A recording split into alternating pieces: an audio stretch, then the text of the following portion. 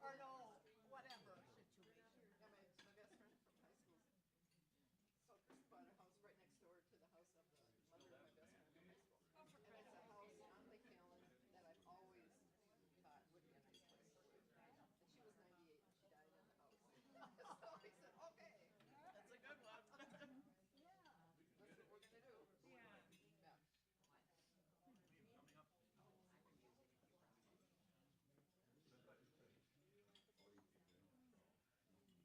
It's really lucky because Kristen needs a lot of help with her kids. She has I guess we call her autistic, severely autistic older child. How old is She is 9, almost 10. which school does she go to? She was going to Adams Spanish immersion. Sure. At the end of second grade, though, she just couldn't manage school anymore, and then COVID hit. And anyway, what St. Paul offers is like the contract with a company that provides independent gauge at-home learning.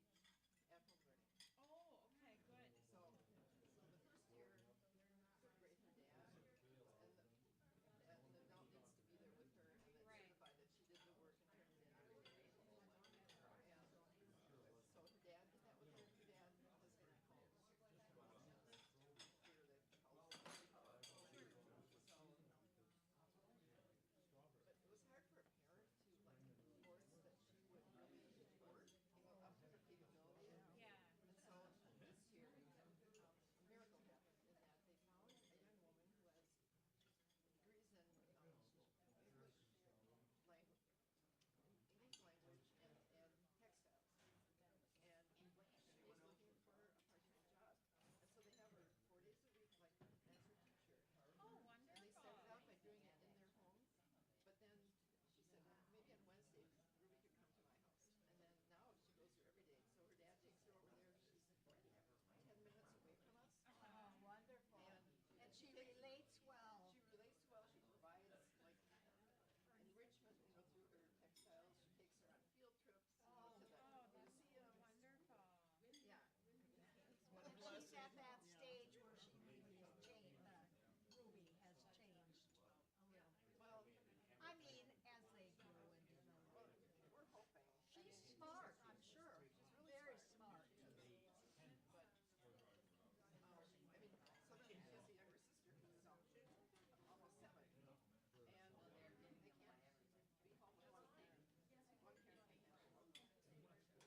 Like the older one may fly off the handle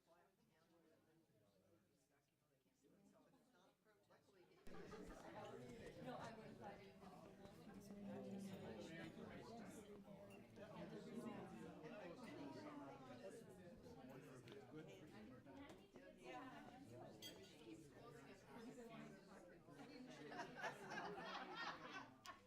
She sounds like very we say, well, Whitney, tonight you're going there. Okay.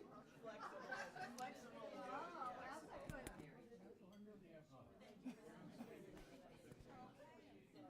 Let me know.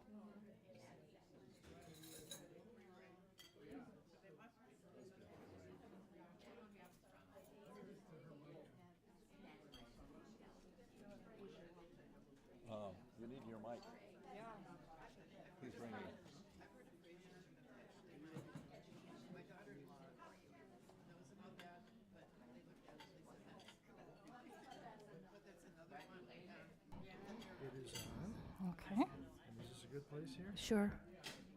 Thank you. I'm ready. You're all ready to go. I'm ready.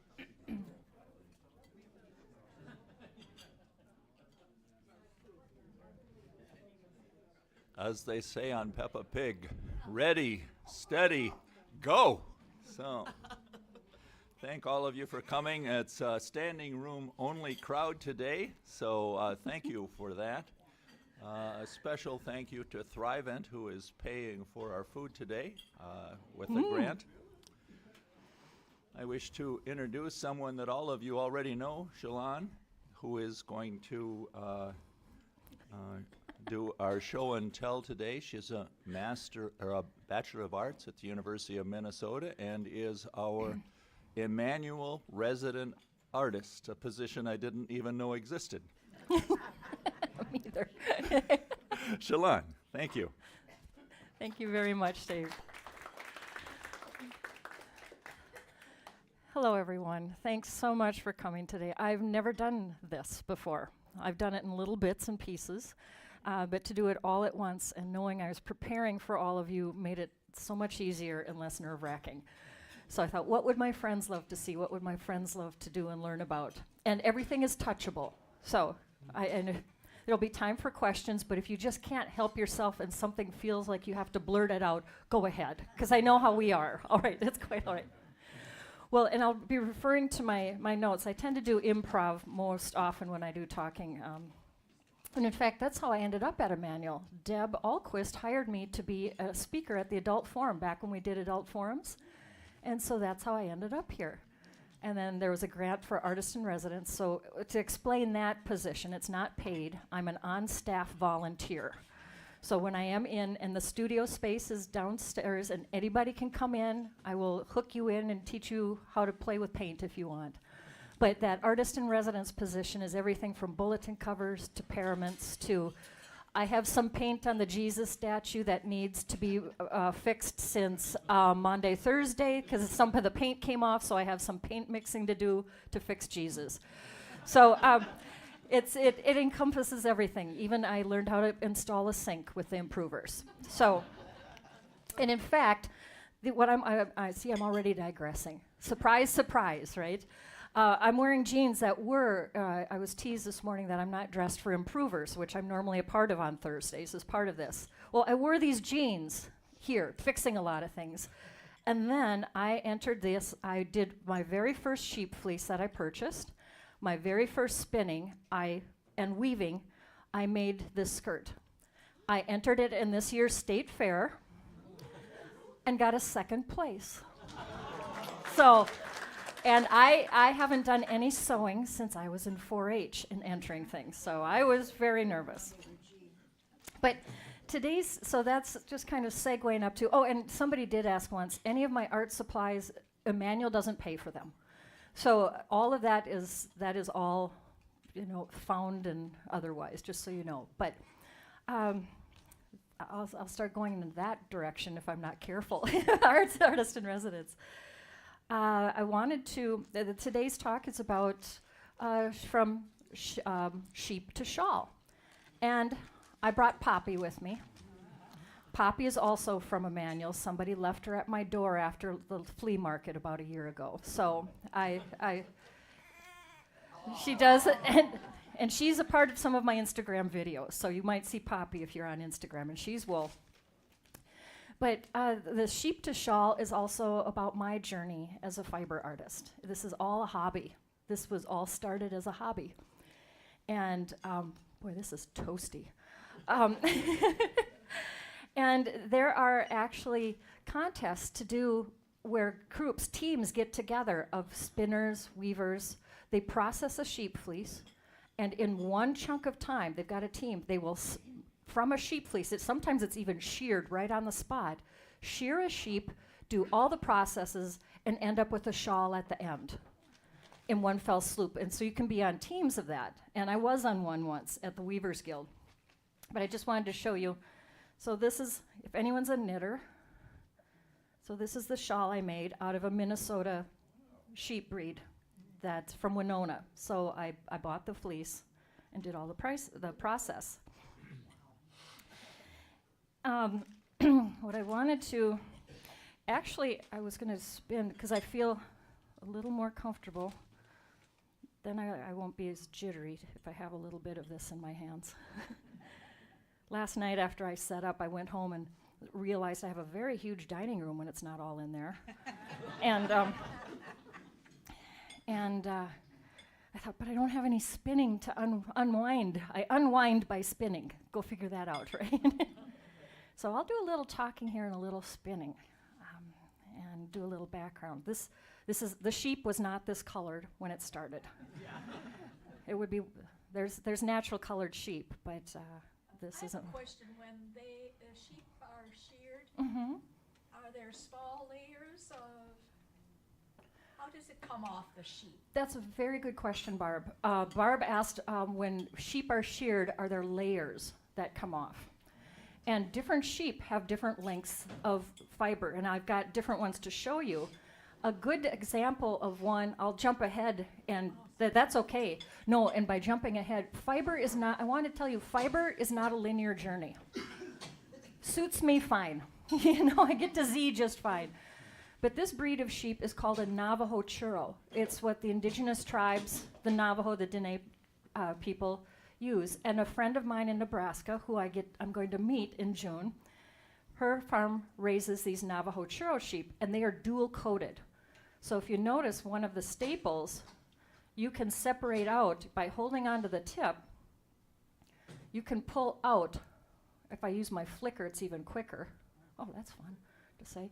The soft, downy undercoat, and then this fiber. And these dual-coated sheep tend to be the heritage breed sheep, the older sheep.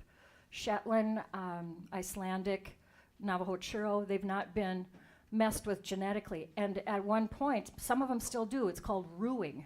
Like you rue the day. Sheep rue, where they actually shed their fleece all at once. It rolls right off them. And these dual-coated ones do. But when they shear the sheep, you get a very good sheep shear, male or female. And the process, they have a pattern in which they do it, and they are very careful either by electric clippers or hand clippers to rotate the sheep in such a way, it's kind of on its back haunches, and it doesn't hurt the sheep. And then they take this off in one fell, beautiful piece. And they try not to get what's called little second cuts. In fact, you could have a chance to see sheep shearing at Shepherd's Harvest, Mother's Day weekend, out at Lake Elmo Fairgrounds. They will have dog trials. They will have all the rare breed sheeps. They will have woodworking things. They will have yarn, and you could see the sheep shearing. So that's kind of a bigger answer to your question, but you're welcome. And here's one of the facts. When I started spinning, I love the research. I love any kind of research. And to find out that sheep are sheared by hand. Every bit of wool, whether it's for a baseball inside, a piano felted, something with piano felting, to what other uses of wool? For carpet? What are some other uses can you think of? Clothing, yarn. Every single one of those sheep that are used were sheared by hand. A machine does not shear sheep. It still has a human at the other end with either a hand clipper or an electric clipper. And there's sheep shearing, if you're on YouTube, they're sheep shearing competitions, which is fun to look into. So this is a spindle. This is how my story started. Actually, I was thinking about it, and my story started even beforehand. Here at Emmanuel, there was a serve sale, and there was a set of 3 nestling baskets that I just had to have. You know, and Karen Osen has done that.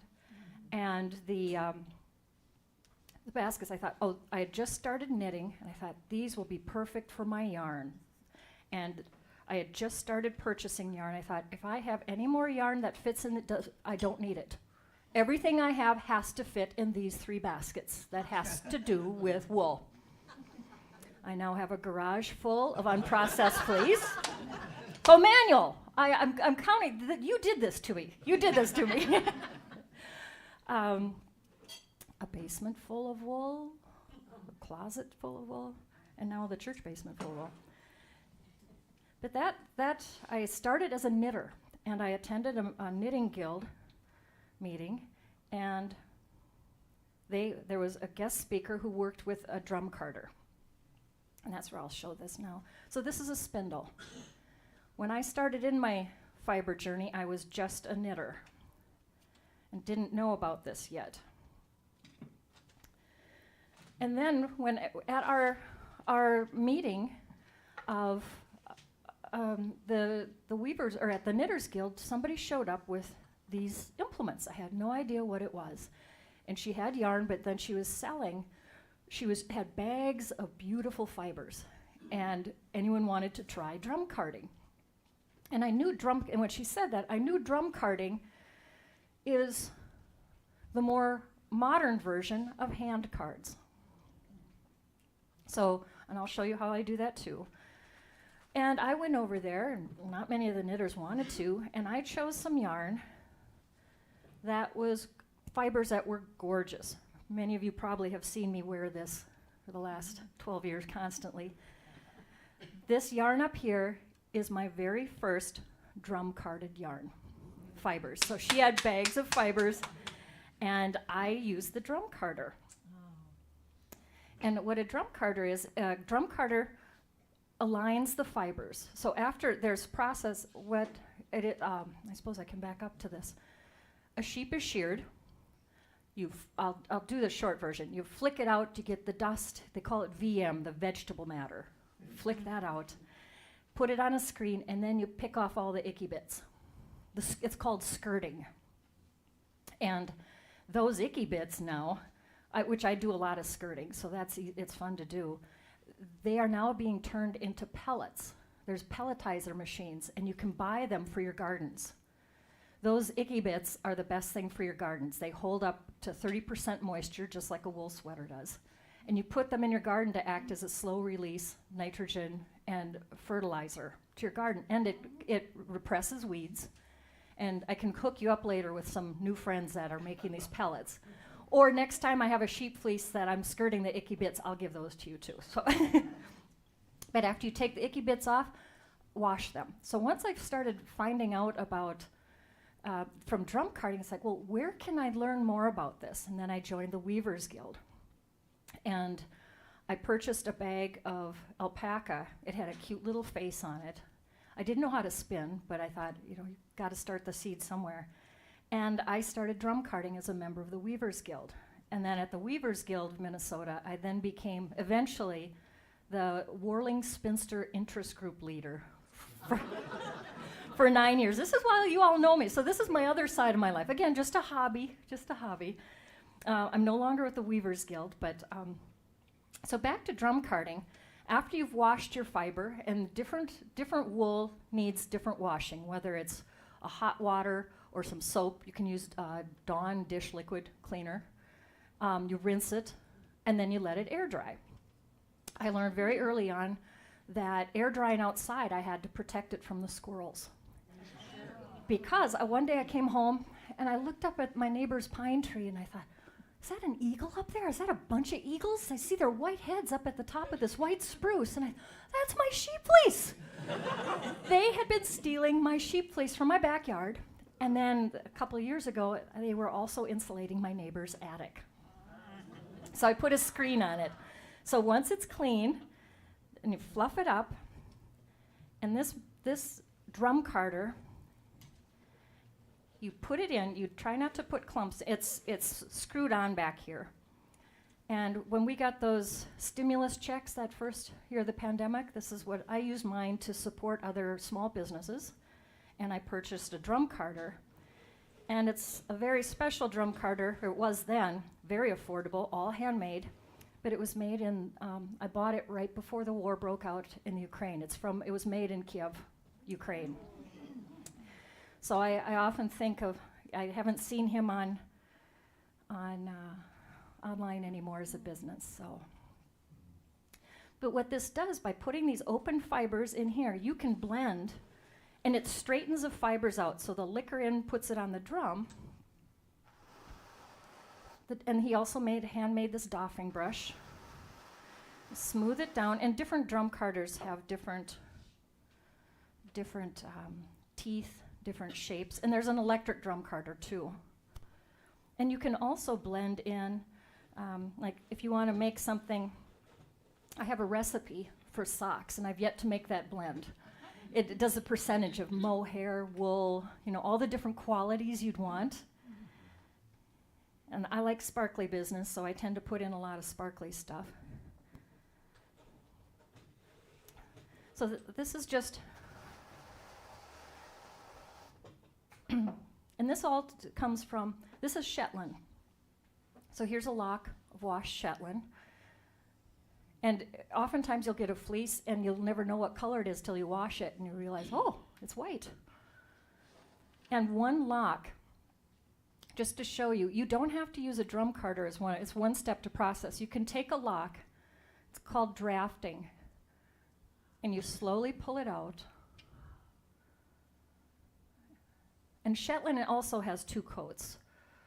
So I'm making enough for a sweater. And that one lock, and then what I love about processing sheep fleece or getting, it has bits of its life in it. So you might find the hay, the straw. Once I found a bit of horn.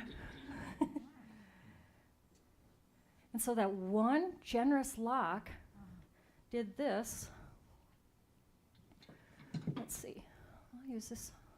I am going way off my notes by now. We're So you attach a leader. The spindle came before the spinning wheel.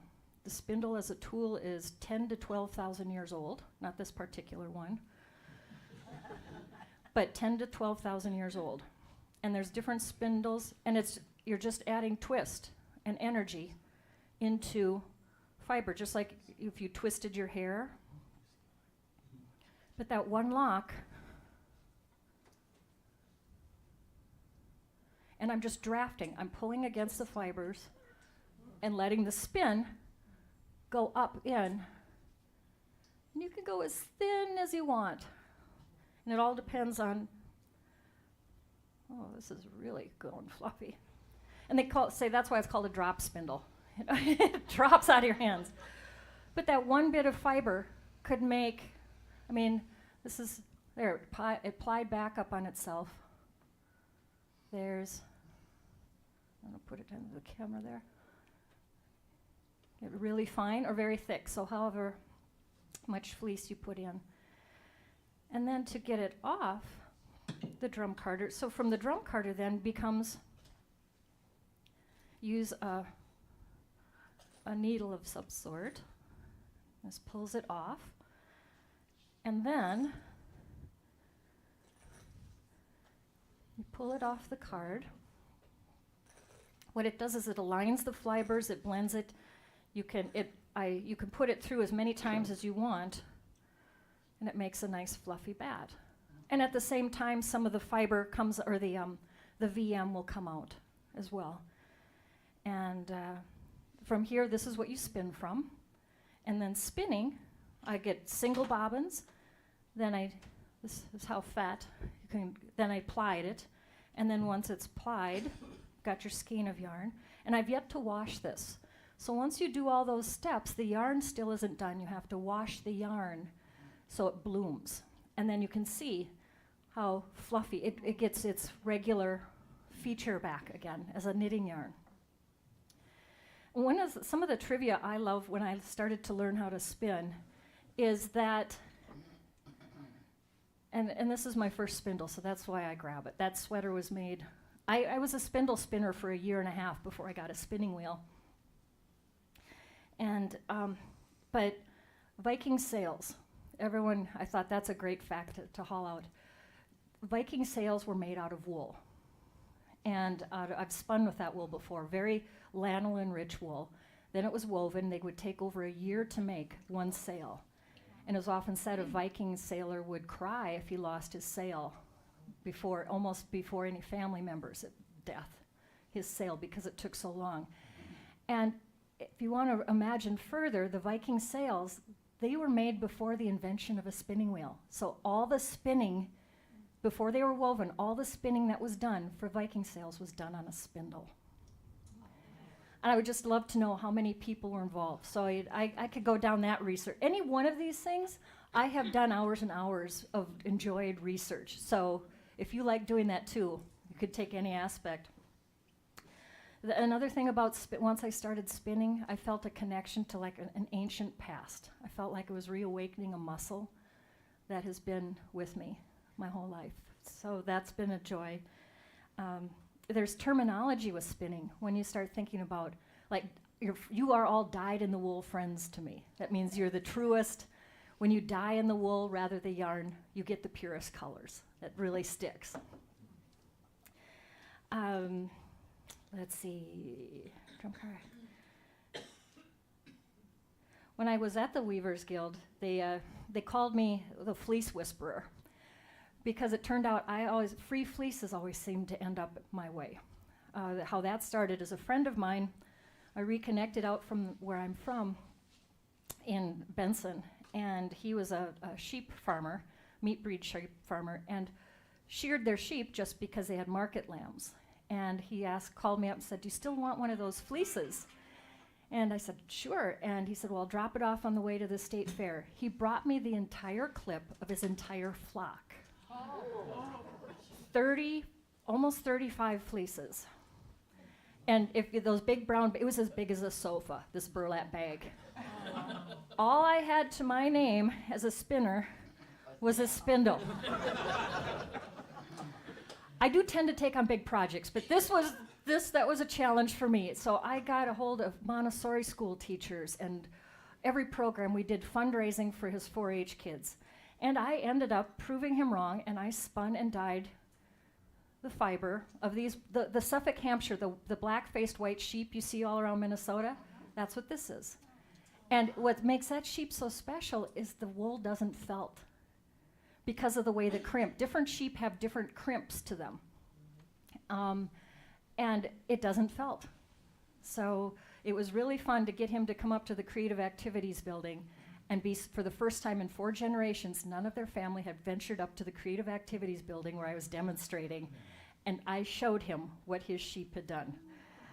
But I can't get over, so that it became kind of lore about this giant clip of fleece. And from then on, fleece continued to find their way into my garage. And now I can bring that into a new thing, and it has followed me here, my love of fleece. There was somebody who happened to be going to an outdoor event over in the Longfellow neighborhood, Jane Triple, and they were doing a free giveaway thing on the boulevards, and she swooped in on a bag of fleece, knowing she knows somebody who'd like it. "You might not recognize this mohair from what you gave to me because of how clean it's." So I got this gorgeous mohair fleece from Jane. She shows up at church with a bag. Today, Jerry shows up early. She told me about this with a bag of fleece for me.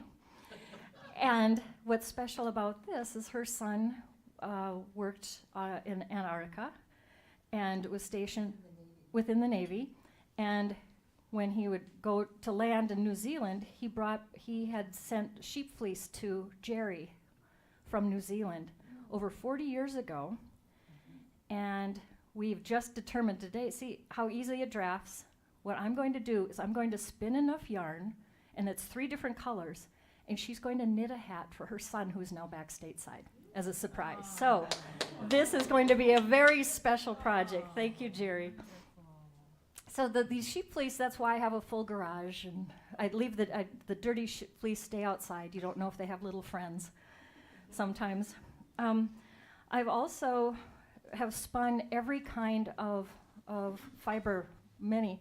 There's a book that's called the Fleece and Fiber Book, and it's a gorgeous book. You can probably check it out at the library. Whoops. And I've got the autograph from the author, too. And I have spun, I figured, over 52 different fibers.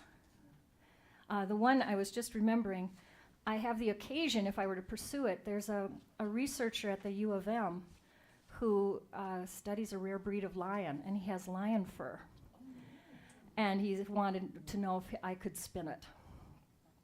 But you can do different things with the different fleeces. I've also, those who know, I'm involved with the International Wolf Center. And I wrote an article for the Ply magazine about that experience. And I have some wolf fur undercoat for you to touch. And I came up with a project, and this is Rika's undercoat.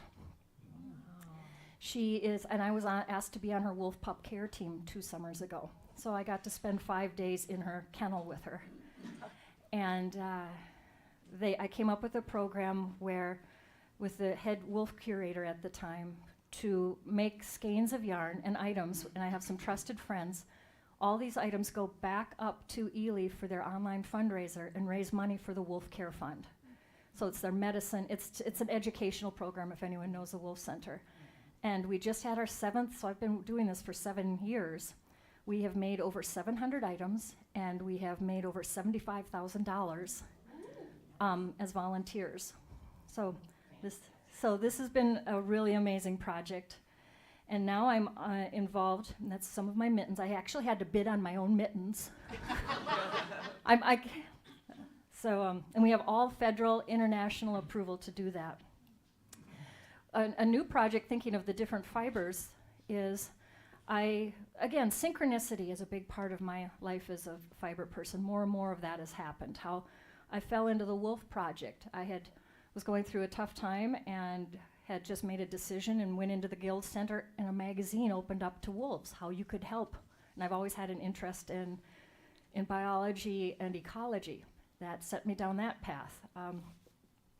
This is Minnesota bison. So I'm working with a bison rancher in Minnesota, and he's just amazed to find out that bison undercoat is one of the rarest fibers.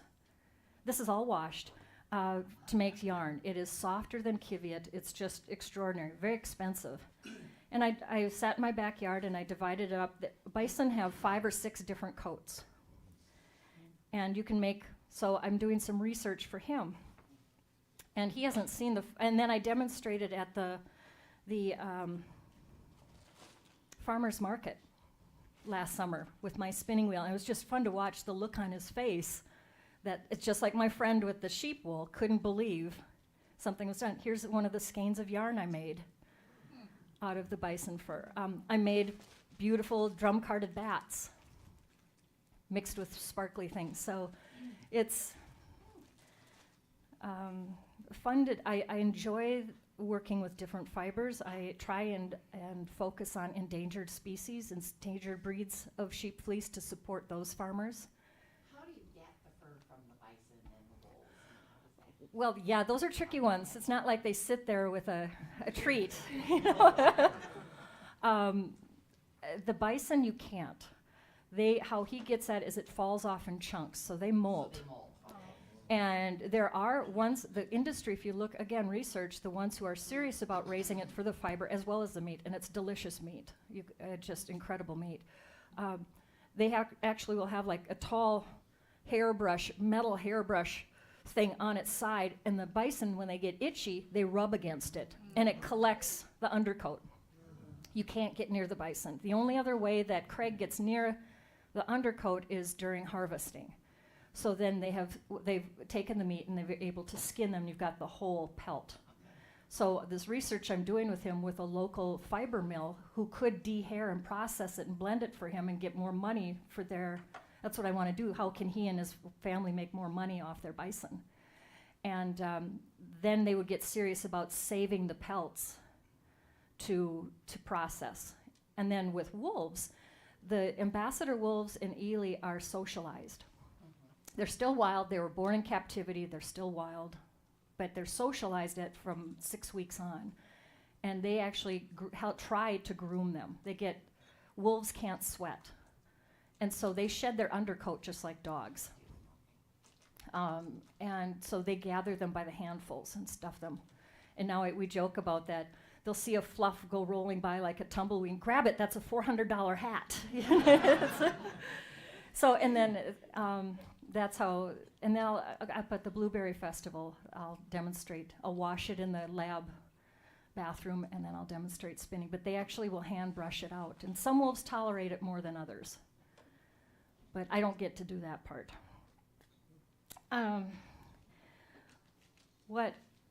There's something that's said with the spinning wheels that this was my very first spinning wheel. She's only been out a couple of times, so forgive her if she's shy. She was made, her name's Countess. It's the I'll just do this. That is a distaff. So it can spin, if you look up distaffs, there's a way to wrap your fiber onto this. This one was handmade in Finland. You may see old-time pictures where they wrap the fiber on, and then they hold this, and you do your hand spindle, and it's like cotton candy, holds a big glob of fiber. That's what that is for as well. And then for the state fair last year, I made my own distaff, and it has geodes and part of my lilac tree, And I made 5 huge bats and wrapped it in a traditional way on the distaff, and this won a second place. And I did it to represent one of my best childhood friends. She and I go to the state fair every year, and so each of the bats represented some part of our friendship.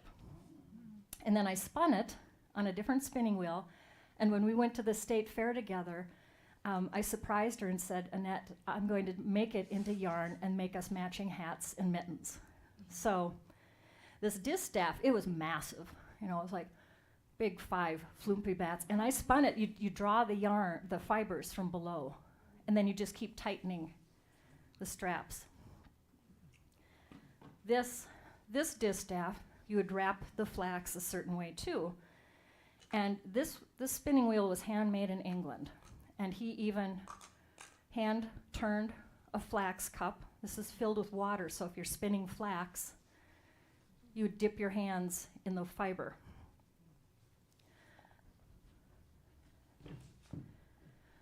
But the Countess, the person who got her, only spun enough yarn for a pair of socks.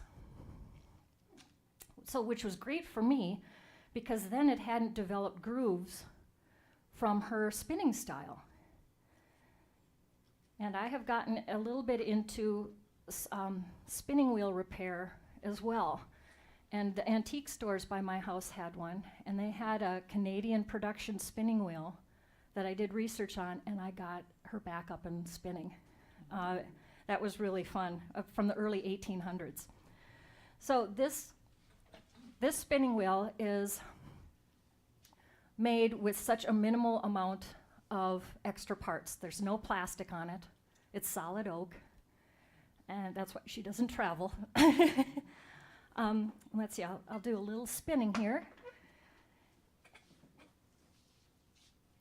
We'll take this. Oh, and this chair, Synchronicity, it was free. It was on the boulevard near my house. Isn't that sweet? And it's got a heart in the center. Better than, college kids throw out a little different types of chairs, but this one I took. But it's become my perfect little spinning chair. And with a spinning wheel, so this bat, you saw the loose fiber, I'll do this drafting again. And if you want, I should have given you each little parts to hang on to. It's soothing.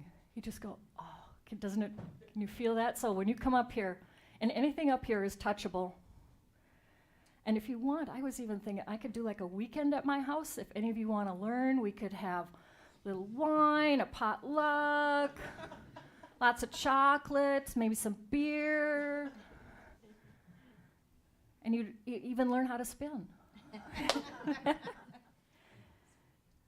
We could have a whole production thing, like, no, I don't want to spin, but I'd love to draft. I mean, that's how it all started. Children that was their job, was to pick open wool. Oops, it helps if I'd have a bobbin. Another thing, bobbins, I won this, again, Synchronicity at the Weavers Guild. It was during a silent auction. I was just starting to look for spinning wheels, and I walked in, and here, it was sitting up on a table, and it was almost like there were light emanating, going, whoa! And it came with everything. It came with different size flyers. This is all handmade in England by somebody in a royal turning community. So it came with different size bobbins. It came with different flyers. It came with, you'll love this, Lazy Kate. Poor Kate. I mean, what was she doing that she got a tool named after her? Obviously not enough. But this is what you put your bobbins on, and that's what you use to ply. You can stick them in a shoebox with knitting needles. There's different ways. You could have people hold them. But that usually would sit by the side. And then there are different whorls. So when you're spinning yarn, the more fiber you put in, the thicker your yarn will be. And there's different grooves. Slide this on. You see the different grooves in these bobbin pieces? And I've got different size down to lace weight. I knew of somebody who spun silk for his mother's embroidery. He would get raw silk that was 3 filaments thick. And he would spin those 3 filaments and into embroidery floss for his mother. That's a close relationship. It's a patient one. So then I put the drive band on, and we'll see if that's tight enough. So the treadle, you'll love the machinations of this. Might help if I just lift it up again. You see the treadle? It's connected to the footman. That's the bar that goes up. The footman drives the wheel. The drive band turns the bobbin, which turns the flyer and the whorl. The whorl and so when I first saw a spinning wheel, and you think, where's the yarn? You just keep seeing this thing turn around. Where's the yarn? And you realize, oh, that's a drive band. But this was at the auction, and I had a budget. It wasn't very much. Started bidding on it. Oh, and it's cool. It's got a little hole, so it's got a little orifice hook. Just pops. You'd like this, imps. Just pops right out of the bed. Got your tool right there. Pull my leader thread through. But I thought, oh, how can I afford a spinning wheel? And during the auction, people kept bidding on it. And then a gentleman knew how much I wanted it, but I had a budget. So I've attached my fiber to my leader. This acts like a spring, like a battery. So you get the wheel going, starting the treadle, that's turning it. See the twist going in here, just like when I was using my spindle. That twist won't go, it's not going up into this fiber, it's building up the energy there. And spinning wheels were only invented 500 to 800 years ago. So you can see it's a spindle on its side.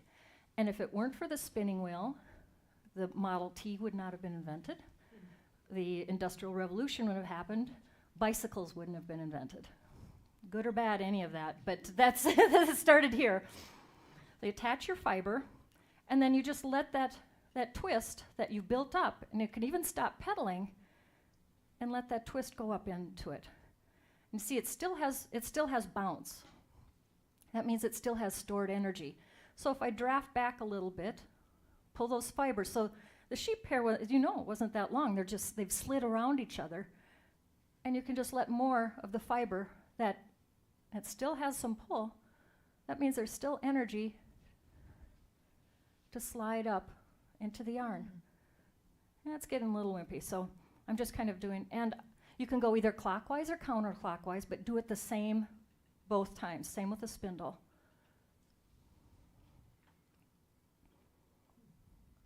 And there it's still on, but now to have the spinning wheel do its thing, oh, I was doing it the other way, so I was doing it S-twist. And it's not drawing it in, so I put the brake band on. The end of that story of winning this, the gentleman before me put one last bid down. He knew that somebody else was trying to bid against me. And she was a collector of spinning wheels. There can be some hoarding that goes on. Surprise, surprise, right?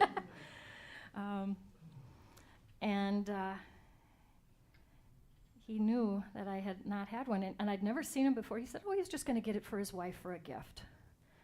And just as he wrote his name in the bid, and it was about $10 over what I could afford, and just as they're about to announce the end of the silent auction, he draws his name through his bid and his name, so my bid stood. And I said, no, you've got this. And he looked at me and smiled. He says, no, she belongs with you. And then I'm looking around. I just didn't know what to do. I wanted to give it to him. No, you won this. It's not mine. And he disappeared. I never saw him and his wife again in all the years of being a guild member. It was something. And it came with everything. So, all right, we'll get it going the right way. But there's so many things. If you really want to check into it, people have hooked up spinning wheels to bikes. So if you want your exercise, like a stationary bike, you can be spinning wool at the same time. I don't look at washing machines the same way anymore, let me tell you, if they have the center post. But then, now I'm just going to keep the treadling going. And normally you do this barefoot or stocking foot. Yeah, normally do it stocking footer. So here it's getting some good, and then there's that route, and then there's, it's fun as the long draw. You just go back like this, and then you let it go on. Normally I put it on a, I can walk across the room. There was one demo I did for the Weavers Guild, and I practically was chasing the spinning wheel down the hallway. Whoops, it got pretty thin there, but I'll just put some more twist into it. When I would demonstrate, you think I'm the most incompetent spinner here, but when I would demonstrate for the state fair, there was a joke we'd say, well, what style of yarn are you making? Because you can make boucle, you can make beehive, you can, one of my books, it's the Spinner's Book of Yarn Designs. It's like recipe cards on different yarns to make. And when you're demoing, you say, I'm making demo yarn. You know, it just, as you can see, it's, and if you make the mistakes often enough, it's called design elements. And I always was of the camp, if you get, and I was taught this too, if you get a yarn you like, then you're doing it the right way. There's ways to get there. You know, you just, you know, kind of, short of that, there's ways to make it easier. But so, I know, surprise, surprise, right? So there is that. So trust me, it makes yarn. I did it. This is what I spun the wool of my skirt on.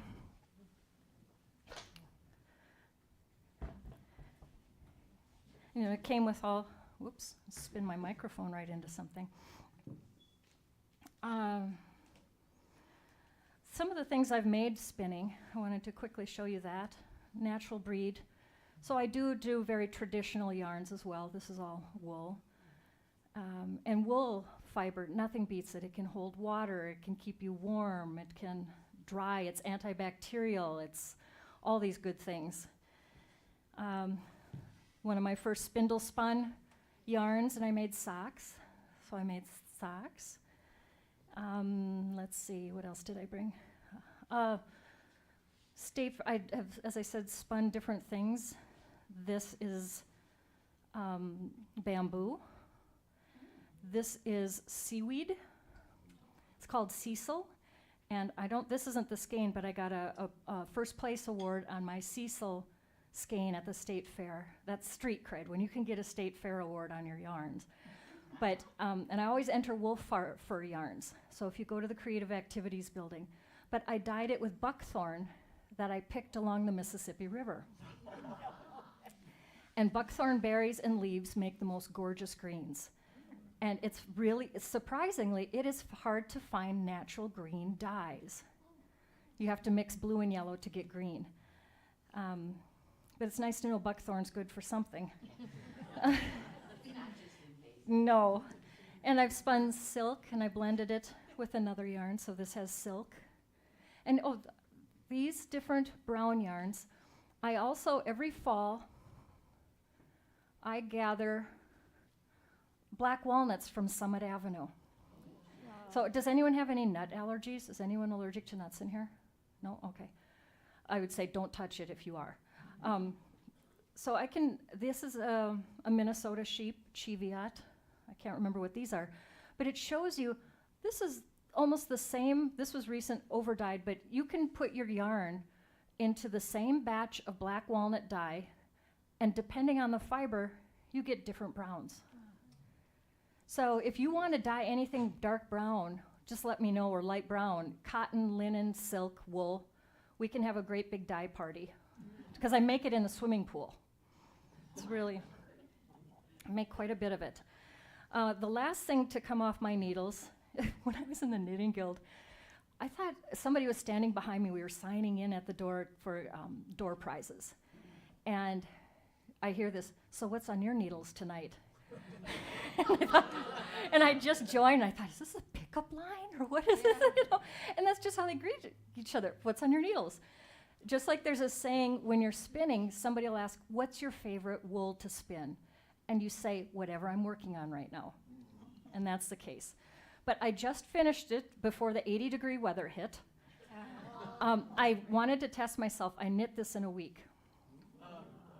And but it's all, I didn't do the hand spinning this week. I had done that before, but as a spinner, I forget to sometimes use my own hand spun. I have so much fun drum carding and spinning skeins of yarn that's like, oh yeah, I can use it. I can make beautiful things for myself. And because I have so many skeins of yarn, I have started to sell them. So now I'm doing pop-up markets. Breweries have been fun ones, where I will sell my skeins of yarn and my drum carded bats. And so I make these little bats, and I list the fibers. And this is where our manual again comes in. They're called limestone paintings. I paint these in the studio, and they're out of genuine gemstone watercolors, which turns it back into some other series I'm doing. And they get a little free $20 painting with their bats to come with it. And those can be spun. Yep, so this would be like one of these bats, but you can see all the sparkle, the different fibers. I've put silk. There's about 6 or 7 different kinds of breeds of sheep in there. So I'll use bits of fleeces to put in there. But where spinning has, this is what else I made. So sometimes fleece doesn't make it to, what you want it to be. It's stuffing. So I was a 4-H'er growing up. Bought a t-shirt at the state fair, and it shrunk. I didn't. And I turned it into my camping pillow. So I stuffed it with sheep fleece. Makes great pillows. And then I had sheep bats. Somebody donated sheep bats, and this is silk I had on hand. And I made a sleeping bag pad. And that's got sheep wool. And thinking of pads of fleece, is that a cue for somebody to get something for me? Something, again, an manual contact, or people say, I've got this wool thing, I've got this whatever. Like Mark Thompson had me fix his wool sweater. Karen Osen had me fix her mother's Norwegian sweater. So I do that now. If you want. And Ingebrigtsens has told me that their person who does that is no longer with them. Thank you, Doug. My assistant, Doug. Please, a hand for Doug Wangenstein. Thank you, Doug. He decided not to wear his kilt that I made for him. But Ingebrigtsens has informed me that they're looking for somebody to do all the hand fixing of Norwegian sweaters. So I'm contemplating that. But I did do something last summer. There was at our flea market, somebody had donated a fleece, and I was extolling the virtues of sleeping on sheep fleece, which I do, to Peg and Doug. And this, you would not recognize this fleece, what it came. And I washed it. I cleaned it up and processed it and brushed it and combed it numerous times to get it back to its original luster. It's a harvested one, so it is leather. The one I have there, it's felted on the back that I created. But I brought this up, and sleeping on wool, it alleviates joint pains. You can sleep on them throughout the whole year. So summer, winter, it keeps you cool or it keeps you warm. And it's amazing the difference. And Peg brought hers in. Put this in your car seat. It really has helped. I can have Peg speak to you on that. It helps just comfort levels. I have one on my couch. So if you come across one in your wanderings or sales, I'd be happy to fix it, clean it up for you so you can have the benefits of that as well. Yep. It's got a good home and it's got another use. So this kind of brings me to date. Oh, another synchronicity, it was this wheel. So there's different styles of spinning wheels. This one is called a Saxony style, the traditional one. This is called a castle because it's upright.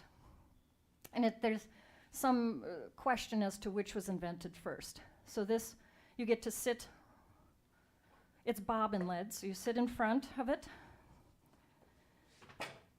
And it has I got this for only $50, again, with a stimulus check. And it was a fixer-upper, so I had fun fixing it up during the pandemic. The bobbins slide right on and off. And this one, sometimes when I spin, I'll just take globs. Just globs. And I always enter in the state fair an art yarn. So there I'm just attaching the same method, but I'm not as conscientious about Oh, am I smoothing it down? I'll just kind of let the clumps come on. I like that texture. I got lots of this textured stuff at home, so you just let me know. Well, I'd have to learn to knit. Oh, I can help you with that too. Knitting is only 2 stitches, a knit stitch and a purl. You can knit scarves. So you just put it in. And it's always fun when you want to, oh, and there's some sparkly business. But every part of a sheep is usable, every part. You can get, and sheep, when you buy fleece, or you can get these nice and tidy hand-dyed braids, which I know, there are people just dyeing yarn. They fall into just dyeing them. And this is targee. It was an American invented sheep out in the West. Bouncy, there's sheep that are really great for their fleece, meat, and milk. And there are fleeces, as I said, I'm so excited about Guided Rock Farms. In June, I'm going to go out there and work on her farm. And if you want wheat to buy and fleece, but she raises the Navajo churro. And this is Mira from a young, kind of our spirit animal, a very spirited young churro. And she sent this to me as a surprise gift. But she has the most gorgeous, the Nebraska sunrises and sunsets that she has on her Instagram account. And she and her husband are Christians too, so we've got that in common as well. You can have something as beautifully processed as this silk and merino. You know, and with how chapped our hands get, I use a lot of hand lotion because this just snags. But there's Wensleydale. These were sent as a gift. I mean, they're long. So you can comb things open with, oh, and I didn't do the tools. So you can card things. This also does smoothing. I'm just going to backtrack here. Take some of the Shetland, take out the thistle. Show you how this works. Backtracking on ourselves here before.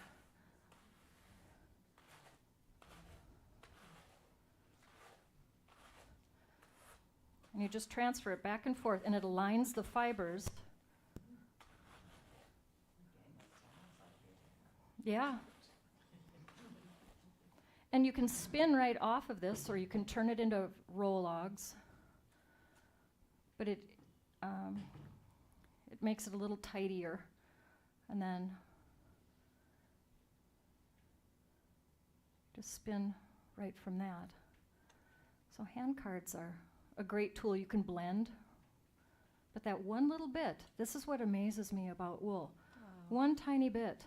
When you can get a fleece, I buy fleeces online. I go to Shepherd's Harvest, you can buy fleeces. And really, even award-winning fleeces, with how much goes into raising sheep. The vet bills, the food. But here's the wonder of it all. This is sunshine and grass. That's what grows wool and water. But that is it, when you look at the chemical compounds, and it's similar to our hair, it's the same makeup.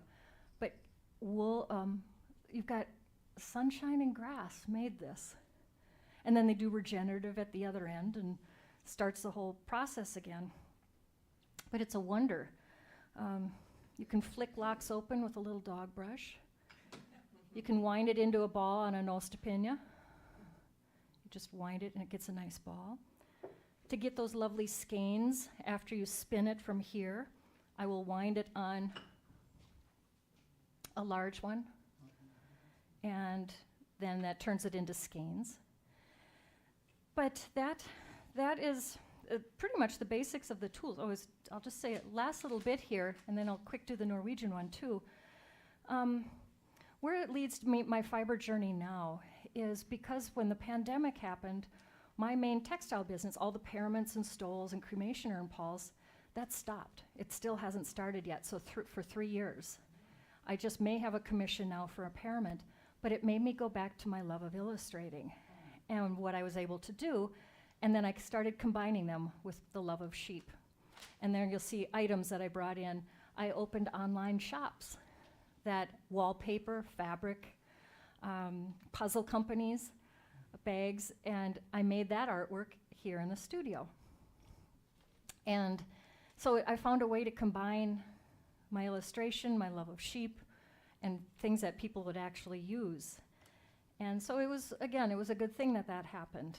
And now there is to continue this, to bring this out and do more things. On Instagram, there are a number of shepherds who I've been following here in the United Kingdom and in Norway, who like this idea where I could be going to their farms, work on their farm, help them, room and board, and then do teaching in their locations, like be an artist in residence, so an itinerant artist in residence is what I'm thinking of, or creative in residence. And part of the synchronicity, looking at, oh, I'm past the question time. Imps, you didn't do your clocks at me, so you must be liking what I'm talking about. One of the main pieces of art, I brought the original in. You'll see that. This started with the puzzle company. If any of you have gotten on the list, there's 2 of my puzzles that are rotating around the church, if you like doing puzzles. And they're made about puns. And this one's called You Betcha, E-W-E. And they're all wearing little Norwegian sweaters, and they're all on a piece of lefse. And I thought, maybe we could get a group deal and we could sell these at the Lutefisk dinner, make a little bit of money for Emmanuel. So I'm not adverse to that, okay? I know the artist, I know some people. But I made all of those illustrations with puns, feeling groovy, and it shows little hippie sheep in a field with love beads and tie-dyed shirts. So I found a way to incorporate, and I've never been so happy. Whether it's with churches, and finding out it's Good Shepherd Sunday coming up, talk about timing. Things that have happened out of synchronicity since I started opening myself up to this fiber world. This was the last piece of synchronicity. This is a beautiful Norwegian spinning wheel. During the flea market, all of a sudden it appeared and no one knew, did any of you donate it? That's what I wanted to ask today. It showed up as a donation.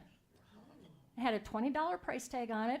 Grandma Bean, Jelly Bean, put the $20 price on it, and it needed fixing. So you'll be proud, guys. I took some lath from my garden. I made a new footman with leather, and it was attached with a piece of wool that looks 4-ply, that looks as old. Underneath it says 1898. The original blue paint, so it may have lead in, I don't know. But I've been doing it has the original bobbin. I might need a woodworker to make another flyer. But I was trying to do the double drive bend, and it did work at home. But I got her to spin. Some parts are missing, and they tried to do it, but so much is here. And just as I started fixing this the last couple of weeks, so it's been in the garage, and I was pulling things out for the show, came across, and I thought, oh, that's right, I still need to pay Christine my $20 for that. And I gave it to her, and I knew it was in my head. And then I got a phone call from a friend from long ago. She works at, is it Mindekirken is the Norwegian church? She's the director of programming. This happened just after I pulled this out of the garage. And there was a reason. Again, like the Countess. He named all these the Countess, the 200 of them that he made. This was sitting in the front entry up in a dark, and it was like, whoa! And I thought, I've got to get her up and running, and I know friends that could help me. And then my friend calls, just as I'd pulled this out of the garage and was looking at how to fix it. And she said, Chillon, would you like to teach spinning? They've got a grant from the Norwegian government. Would you like to teach spinning? They want to bring back the fiber arts into America. And I thought immediately of you, Chillon, you have patience and you have humor. I thought, well, there's high compliments indeed. I said, yes, I'm 98%. And she says, there's grant money for so much. And we started tumbling ideas and even wondering, is there grant money for me to study in Norway to bring some of the fiber back, or whatever that could look like. And I said yes, and I think my Norwegian ancestors would be happy that I'm doing that. And then she talked about what they're also developing. There's an area near Chicago where it's a warehouse development where they're bringing back the textile business. And I have an idea to do a top to bottom textile industry where you bring in the fleece and fabric comes out the top. And she wants to discuss that to develop in the Chicago area.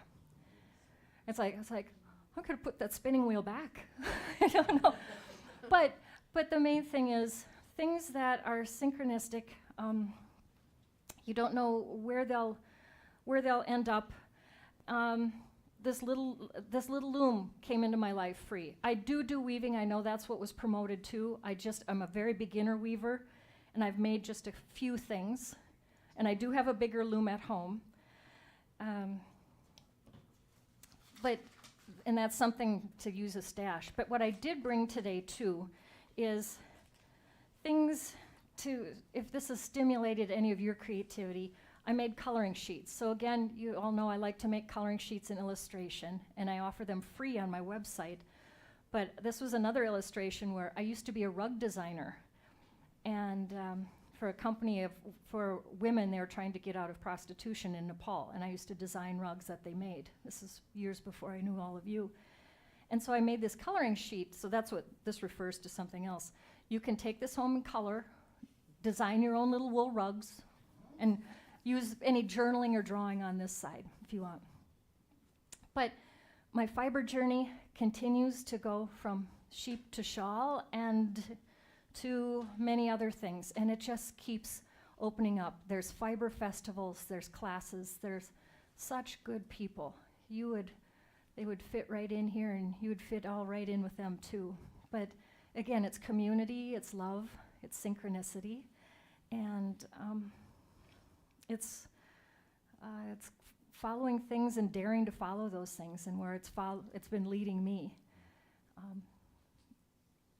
And I'm grateful for the space here. I'm grateful for today, for all of you being here, and chance to play in fiber. I feel like it'd be nice to have all of you doing something in there too. It's taken an ugly turn. So. But there was one time there was a speaker at an event, and she said she couldn't. It was for the spinner. She couldn't. She kept thinking people were raising their hand to ask questions, but they were using their spindles, and so drawing the yarn up. And she kept looking up, and here's the whole crowd spinning. But on that note, I did bring some of the items. If you're interested in my printed items, if you wanted to buy any, no pressure. But if you just want to look at them, they're well made, and take $5 off and no tax on any of the things. But again, it's not an obligation, but I was asked to bring some artwork, and that's what I brought. But thank you so much for being part of my fiber journey and supporting me in this way. You're important. Thank you.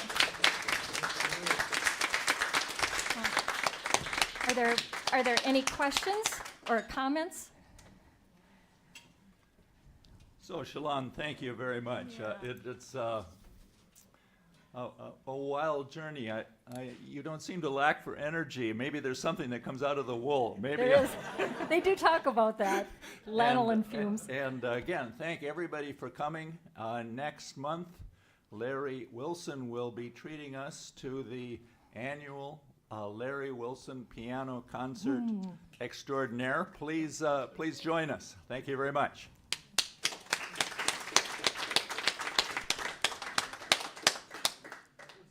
Thank you. Are there any questions? Yes. Time for questions. Also, Chillon, if you'd stay for. Oh yeah, I'm here for a while. Sheep art is just gorgeous. So, please take a look. Just a quick one about spindles versus spinning wheels. How much faster is a spinning wheel? How big of an invention was that? There's a good answer to that one. They say that which one even spins more in a day. You can spin more in an hour with a spinning wheel, but you can spin more in a day with a spindle because you can bring your spindle with you.